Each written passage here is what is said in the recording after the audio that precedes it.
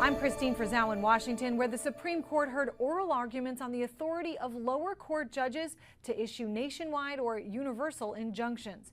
Just like many previous presidents, President Donald Trump believes lower court judges have too much power and keep blocking his agenda.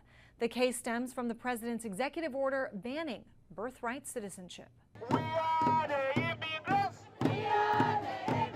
Outside the Supreme Court, hundreds gathered in support of the constitutional guarantee of birthright citizenship, which President Trump for years has said he opposes. The 14th Amendment is very questionable as to whether or not somebody can come over, have a baby, and immediately that baby is a citizen. But inside the courtroom, questions mostly focused on just how far the president can go in carrying out that conviction. There are 680 district court judges, and they are dedicated and they are scholarly, and I'm not impugning their motives in any way, but sometimes they're wrong. You claim that there is absolutely no constitutional way to put this aside, to stop a president from an unconstitutional act. The High Court asked to weigh in on nationwide injunctions. In the case of the 14th Amendment, 3 lower court judges have blocked Trump's policy from taking effect. Since taking office, more than a dozen nationwide injunctions have been issued on multiple Trump policies.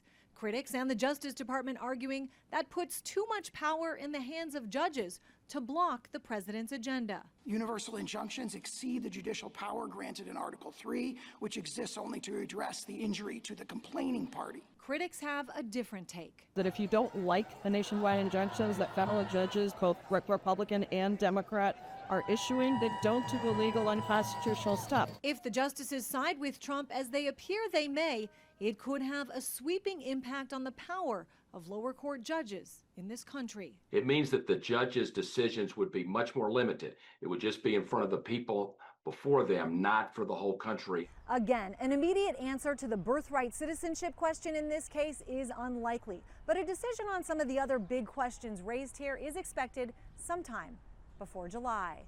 At the Supreme Court, I'm Christine Frizzau.